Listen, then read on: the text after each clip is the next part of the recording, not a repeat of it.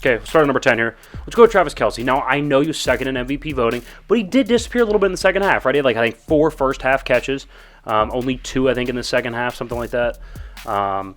He did lead the Chiefs in receiving, so he definitely deserves to be on this list. He had a touchdown, so he was good. I thought it was interesting, though, a player a little higher on this list, and you'll see where he ends up and who it is, was actually more of a third down target because Kelce's normally that big third down target. Yeah. Somebody else was for the Chiefs, so I think that's also why he wasn't quite as high on the list. But he did play well. Played a great game. Thought he could have been better down the stretch, but either way, they get the win. He sits at 10. Look, when you can lead in receiving in a Super Bowl, I mean, come on. Yeah, not all receivers, but yeah, for the winning team, for especially. the winning team.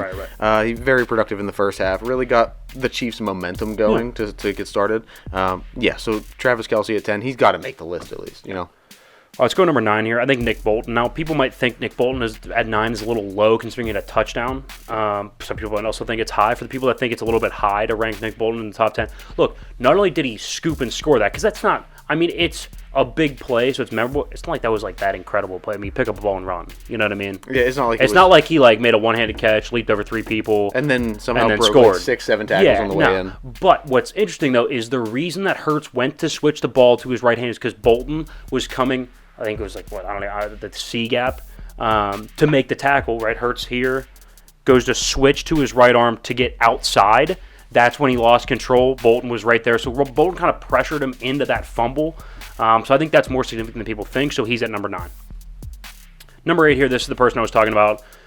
Juju Smith-Schuster is at 8. So I think he was a critical piece, especially on third downs, and really keeping them ahead of the sticks. He didn't do anything crazy, but it was just consistently 7, 8, 9 yards, keeping them on schedule, ahead of the sticks, third down conversions, a really nice safety valve for Mahomes, which is kind of the receiver he is. He's a bigger slot guy, so he's going to be a bit of a mismatch on like a nickel corner that's going to cover him in the slot, like a Mike Hilton. Right. He'd be a mismatch on him. Mismatch there. But he's also got really nice route running skills, which makes him a bit of a mismatch also for like a linebacker. So he's a sneaky little guy there in the slot. So Juju at 8 feels about right to me. And he's somebody that wasn't expected to make a big splash in the Super Bowl. Yeah. And I think that also points back to Andy Reid and his ability to just scheme everything open. Being able to get Juju in those matchups that he likes, I think just says a lot. Also, especially against a defense like that. I'm not saying that Juju deserves a ton of flowers for this, but he ran the route that caused the holding. You know what I mean? He planted his foot. He sold inside enough to where a really, really solid NFL corner in James Bradbury felt he had to hold in order to cover that route. That's a good route to me. And I know it's not, big 80-yard touchdown, but it's the little things like that. That's important. That's a big spot. Absolutely. All right, number 7 here, Kadarius Toney. I thought the sole most impactful play honestly, maybe even over the penalty probably, was that punt return. I thought that was the most impactful play in the Super Bowl. There's stuff that you can't teach. There's a picture where there's 9 guys around Kadarius Toney and maybe 2 blockers, and they're Kadarius Toney ended up getting out of this and going for 60 more yards. It's just crazy. It's stuff you can't really teach, and he also had a touchdown receiving. Schemed by Andy Reid, but nonetheless still a touchdown receiving. So I thought those 2 massive plays from Kadarius Toney. It was awesome. Are you kidding me? Set Mahomes up and give him the ball at the 5. Yeah, the that's first set of downs. That's huge. Come on, that's huge. All right, number 6 here, A.J. Brown. I thought, now he played his ass off. Yeah, I thought that deep route, that adjustment, people were saying, Hurts with a nice ball. I thought that ball was a really, really bad throw from Jalen Hurts. I thought that was his worst throw. It was underthrown. It was way too far out towards the numbers. I thought it was one of the worst throws of the night, and ended up looking like one of the best throws because A.J. Brown is that guy. So I thought that was insane, and he was a big reason why they were in that football game. So A.J. Brown at 6. Yep.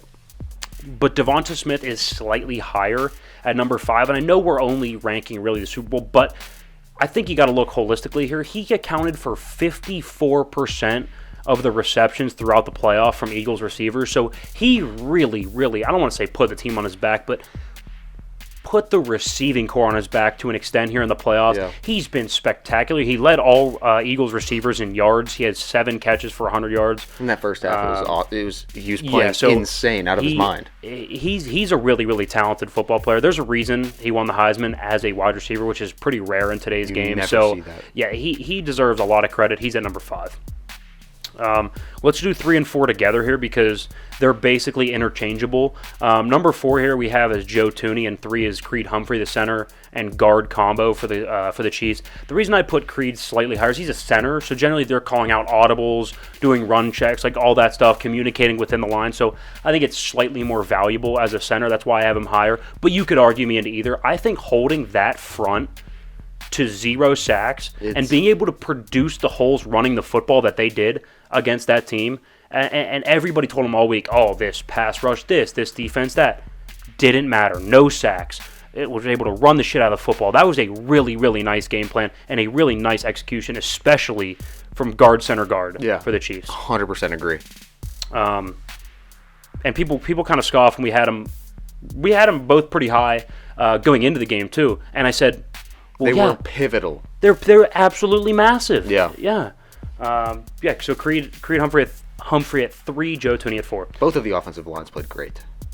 Yeah, I mean, one sack all game. Yeah, and you'll notice that like Lane Johnson and Jason Kelsey aren't on here because I'll be honest with you, they didn't run, like the Eagles did not run the football as well as they needed to. Yeah, because if they were able to, they would have held on to that lead point blank. The run blocking was shaky for Philadelphia, but like pass rush wise, pass rush was a clinic. You have Chris Jones, who was the sack leader this year, and then you have the sack leading team, and there was 1 sack recorded in the entire game. It's insane. I know. All right, number 2 here, Jalen Hurts. I thought that was one of the best performances I've ever seen in a loss in Super Bowl history, right? So 4 total touchdowns, 3 on the ground, 1 through the air. Now, he did have the fumble, so in my mind, it just negates just because it went back literally on the same play. Call it 3 total touchdowns. The quality of throws from somebody who's not known as a pure passer was what impressed me. He proved himself. If there was any doubt if you were going to sign him or should you sign him or whatever, I think you could kind of put that to bed now. In the biggest stage, he had the best game of his career. And like I said, the fact there was still room for improvement is a credit to him and his work ethic and what I know he's going to be able to do, which is improve on that. The thing that stuck out to me was his toughness, right? Yeah, when you can 100%. play on an injured shoulder like that. Throwing shoulder, that's ridiculous. And then he goes out and he still takes the brunt of every hit because if you didn't watch the game, he ran the ball about 150 times. He was moving. Being able to just put the team on your back like that when you are that much in pain. Led them in rushing. You saw it. We talked about it earlier. You could see the amount of pain he was in when he threw that Hail Mary. It was an awful throw because he could not pick his arm up at that point of the game. I mean, both of the quarterbacks in this game were extremely tough, but Jalen Hurts, I think, is just a different level.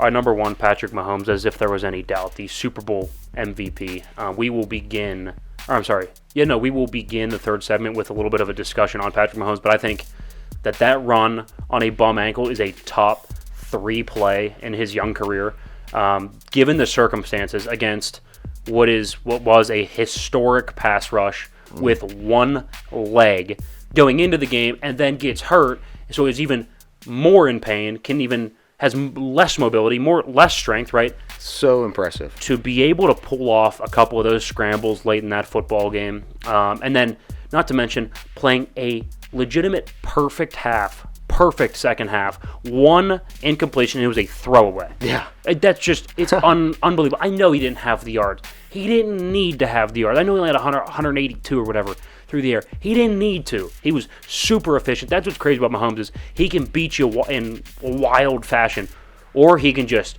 death by 1,000 cuts. Efficiency, accuracy, timing, rhythm. He can do it all. It's really, really impressive. So Mahomes comes in at 1. He really does not rely on one style. There's the list there in case you missed any. Wildly impressive. So we'll go back through. We got Travis Kelce, Nick Bolton, Juju Smith-Schuster, Kadarius Toney, A.J. Brown, Devontae Smith, Joe Thuney, Creed Humphrey, Jalen Hurts, Patrick Mahomes, 10 through 1.